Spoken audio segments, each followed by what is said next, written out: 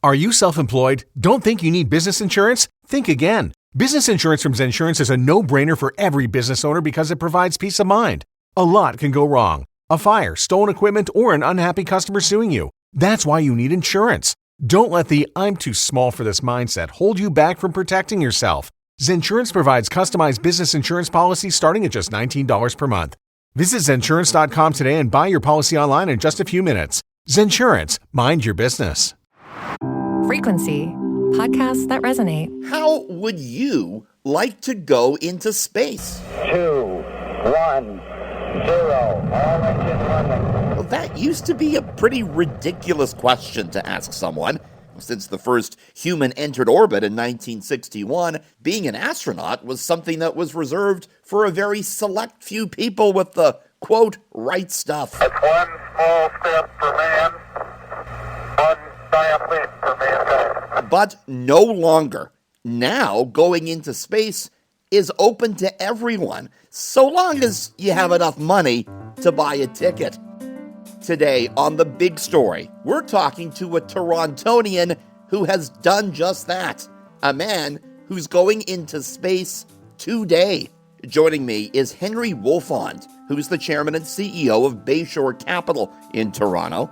Henry, thanks for being with us on The Big Story. Before we get to your incredible journey today, tell us a little bit about yourself. I'm a lawyer by profession, but ever since I was a teenager, I have pursued a passion for aviation. I got my pilot's license when I was 16. I progressed through various ratings, and today I'm an airline transport pilot. I continue to moonlight as a professional pilot, flying air ambulance flights, organ retrieval flights, and occasional business charter flights. It's a passion that has never left me. It never gets old, and that's what I'd like to introduce myself as. And you can soon add astronaut to that resume of yours. You're going up into orbit today, right? I will be going to space on Blue Origin's New Shepard rocket with 5 other astronauts. We'll be going 100 kilometers above the surface of the Earth into the blackness of space, out of the reach of gravity. And it's an experience that started in me when I was a young child, watching Gemini missions and Apollo missions, obviously Neil Armstrong's first step on the moon, July 20th, 1969, and beyond. So how long ago did you sign up for this and put your name down, buy the ticket? When I saw William Shatner do this flight in October of 2021, I started, within a few days making inquiries of Blue Origin, and I signed up in, I'm going to say, January of 2022. And how much did you pay for it? I'm under NDA for that. I really do want to talk about why you're doing it. I don't want to harp on the cost, but of course the listeners will immediately want to know, how much did this guy pay? Can you give me a ballpark? I mean, are we talking more than 20 minutes? I'm really under a strict NDA on that, Richard. So it's sort of off limits. I can pivot again to another topic. What if I want to buy a ticket? I approach them and then I sign an NDA and we talk about the price. How does that work? I think that's pretty much how it would work. So the process of talking to them, it took 3 or 4 interactions and phone calls before we got to that discussion. Can you tell me, is it a set price or is it negotiable? I can't tell you anything. Okay. But I couldn't afford it, though, basically, as a lowly radio reporter. Let's talk more about why I'm doing it, where I came from, and... Well, let me ask you this. Were they more apt to give you a seat because of the fact that you do hold an aviation pilot's license? Did that help? Are you going to be more in charge than the other astronauts on this mission? The vehicle's fairly autonomous. If by being in charge, there's very limited functions that the passengers can do. I think there's a button for a fire suppression system. I'll probably be the person sitting beside that. I mean, to me, obviously, the greatest thing would be to float around and feel the microgravity. Will you have that opportunity to take off your seatbelt and do that?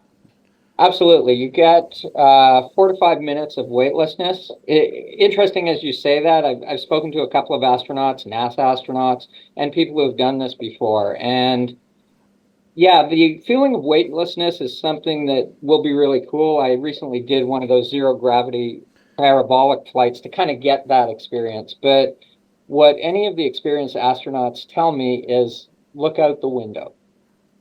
Look out the window, take in that view from the blackness of space at the curvature of the Earth. If you saw William Shatner's flight, when he came back, he was mesmerized. I think a lot of people take it as a negative, but what impacted him the most was the fragility of this planet that we all share. All of humanity has to preserve and protect the environment that we live within, this little dot, this speck of dust in the vastness of the universe. You hear this from more veteran NASA astronauts too. When they're up there, they say, "I don't see any borders. We're all in this together. It's one tiny little globe." You hear this time and time again that people have a different perspective on life after they go up. I mean, are you expecting that too? I absolutely am. And becoming an astronaut, going outer space is something I dreamed of as a child, and when I signed up for this in 2021 or started exploring it in 2021, that might have been the sole purpose of this mission, to fulfill that dream. As the date got closer, and in particular after the horrific events and the attack on Jews on October 7th, 2023, I started to realize from what you just said, from that height, from outer space, looking at the planet, you don't see frontiers, you don't see borders. The things that divide us, the things that we hate about each other here on Earth don't exist. Now, I also understand they're letting you bring a bag of items up into space with you. They allow you to take personal items that will then be certified as having flown to space when you get back. And I didn't expect there to be a Taylor Swift angle to this, but there's a big one. I mean, you're bringing Taylor Swift bracelets that your granddaughter Shelby made into space with you, right? 6-year-old granddaughter. She was lucky enough to go to the Taylor Swift concert last week and was absolutely thrilled with that, and thrilled that these bracelets that she wore to the concert will be flying to space with me. So Shelby went to the Taylor Swift show in Toronto, wore these bracelets, and now they're going into space. That's pretty wild. It is pretty wild. It doesn't stop there. You're also bringing some other things with you. Little mementos that my children have given me, Pokemon cards that they tell me will have greater value once they have been certified as flown in space. Are you scared? I mean, this is not without risk. You know that. It's not without risk. It's not something that I never think about. You're sitting on top of 50 tons of liquid hydrogen, liquid oxygen, and other volatile chemicals that are going to propel this vehicle hundreds of thousands of feet above the atmosphere. But I wouldn't say it's a pervasive feeling. It's certainly overpowered by the desire to have this experience, to see the Earth from that height. Did anyone try and talk you out of it, though? No one. People always ask, how does your wife feel about this? Yeah. So my wife, Rochelle, and I have known each other we met in 1979. Maybe you can do the math for me. We've been married 45 years. I was flying before I met her. I took her in small airplanes when we were dating, and she knows if it ever came down to an ultimatum of talking me out of something like this, I don't know where it would go. So how much training do you need and do they give you before you climb aboard this Blue Origin rocket today from Amazon founder Jeff Bezos and blast into outer space? There's 2.5 days of intensive training, really to get acclimated, to get prepared for the experience, to talk about some of the things we've talked about, the risks and remote possibilities. I mean, did they ask you any psychological questions? Did they try and weed out any potential issues with any candidates here? I can't speak for other candidates. I think they look at your resume, they look at your qualifications, you give them your aspirational statement, why this is something you want to do. And in my case, they didn't have any further questions or probing. This is how easy it is to, money aside, whatever it is, this is how easy it is to go into space right now. That's amazing, isn't it? It is pretty amazing. And my hope is that space tourism is only going to expand from here. As I said, I feel I'm making a contribution to that. There are larger and larger vessels. Maybe within my lifetime, there'll be an opportunity to travel with 20 or 30 people in an orbital vehicle where you can go around the Earth and spend a couple of days in space. Not a meager price, but a relatively affordable price. There are people paying to go to the space station right now. I mean, are you dreaming of something bigger like that? I'm dreaming. I came up with a line that kind of paraphrases and turns around Neil Armstrong's immortal words when he set foot on the moon. And I say to people, this is one giant leap for me and hopefully one small step in turning the tide on anti-Semitism. I'd like to reach out to allies of the Jewish community, people who recognize that things are not moving in the right direction in terms of tolerance and acceptance and the values that Canadians hold dear. Watch the mission, join me in this fight, and I look forward to talking to you when I get back. Henry today will be on Blue Origin's 9th space tourism flight. 3 years ago, a then 90-year-old William Shatner became the oldest person in space flying aboard this very rocket. Shatner was moved to tears after he landed. What you have given me is the most profound experience I can imagine. I'm so filled with emotion about what just happened. It's extraordinary. With Shatner on that flight was Jeff Bezos himself, who developed this rocket and this company. This is how he described his experience into space. On how it felt, oh my God! My expectations were high and they were dramatically exceeded.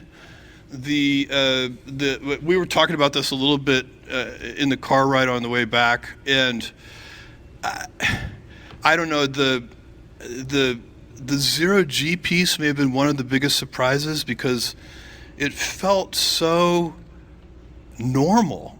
It felt so almost like we were, as humans, evolved to be in that environment, which I know is impossible, but it felt so serene and peaceful, and the floating. It's actually much nicer than being in full one gravity. It's a very pleasurable experience, just from just the way it feels, the tactileness of it. The most profound piece of it for me was looking out at the Earth and looking at the Earth's atmosphere. Every astronaut, everybody who's been up into space, they say this, that it changes them, and they look at it and they're kind of amazed and awestruck by the Earth and its beauty, but also by its fragility. And I can vouch for that. When I look out, when we're sitting in this room and when we're driving our cars and we're moving around the planet in our normal ways, the atmosphere is so gigantic. We're these tiny little things, and the planet, the atmosphere is so big. But when you get up above it, what you see is it's actually incredibly thin. It's this tiny little fragile thing. And as we move about the planet, we're damaging it. And, so that is, that's a very profound. It's one thing to recognize that intellectually. It's another thing to actually see with your own eyes how fragile it really is. And that was amazing. This is something Blue Origin 2 tries to bill as reusable and carbon-free, I guess as much as a rocket can be. The company claims 99% of the capsule and the booster and the engine are reused. There's also some commercial applications for this. Both Blue Origin and Elon Musk's SpaceX were recently selected by NASA to build an astronaut base on the moon in the coming years. You too can buy a ticket to blast off into space aboard Blue Origin. The company doesn't make the cost public. Reports, though, have pegged it around $1.25 million a seat. A reminder about a great new listening experience for you. You can listen anytime to the Big Story podcast on Seeker. That's Seeker. I'm Richard Southern. Thanks for listening.